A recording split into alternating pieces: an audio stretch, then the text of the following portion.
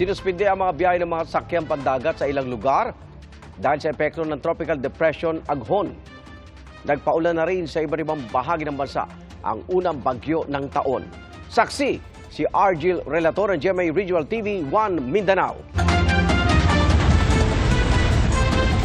Bumuhos ang malakas na ulan sa EDSA North Avenue MRT Station bandang alas 2 ng hapon kanina. Nagkaroon din ng gutter deep na baha sa ilang bahagi ng EDSA na lalong nagpabigat sa daloy ng trapiko. Biyaya naman sa mga magsasaka ang pagulan sa Bintar, Ilocos Norte. Dahil dito, nakapagsimula na silang araruhin ang mga sakahan para sa unang cropping season ng taon. May tubig na rin sa irigasyon. Sa Surigao City, itinumba ng malakas na hangin kasama ng ulan ang estanteng ito sa boulevard.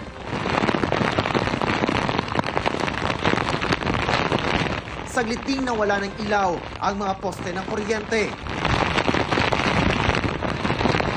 At tumaas ang alon sa dagat. Alas 2 ng madaling araw nang ideklara ng Pag-asa, naganap ng bagyo ang binabantayang low pressure area sa labas ng Philippine Area of Responsibility. Pinangalanan itong Aghon. Isinailalim sa Tropical Cyclone Wind Signal No. 1 ng Pag-asa ang Siargao, Dinagat at Bukas Grande Islands. Kasunod yan, agad nga nagpatupad ang Coast Guard Surigao del Norte ng pansamantalang suspensyon ng biyahe ng mga maliliit na sasakyang pandagat mula sa mainland Surigao patungo sa mga naturang lugar. Stranded ang mga pasahero, kabilang ang ilang magbabakasyon. Suroy, bakasyon, island hopping. Di ka nang nagsakay naming barko nga kahibaw mi na low pressure. So, pero tutuloy pa rin kayo? Tutuloy. Sayang ang kuan. Sayang amo ang kanang gipang reserve.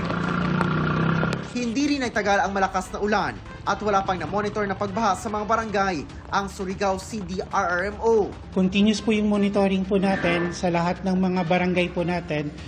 So tiningnan po namin yung mga flood-prone areas, landslide-prone areas. So far, negative naman po. Nagpaulan din ang Tropical Depression Aghon sa Midsayap, Cotabato. At ilang bahagi ng Visayas, kabilang nasa Tacloban City at Ormoc City sa Leyte. Ganoon din sa Santa Margarita, Samar, Dumaguete City, Negros Oriental at Tagbilaran City sa Bohol. Ang pinagdati ng araw ay cancel dahil po sa bagyong Aghon. Kansilado rin kanina ang biyahe ng mga sasakyang pandagat sa Virac, Tanduanes. Kaya pinababa sa Virac Port ang mga sasakyang nasa Roro na.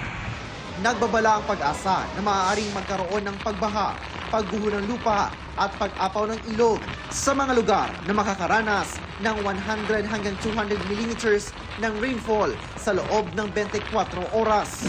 Parang 4 liters po kada oras yung binubuhos na ulan sa kada 1 by 1 meter po na area. So may mga tendency po na yung mga low-lying areas, posible talaga silang magkaroon ng mga pagbaha. Tapos yung mga ilog natin, lalo na doon sa may areas ng Bicol at saka Eastern Visayas, possible din po na mag-rise or umapaw.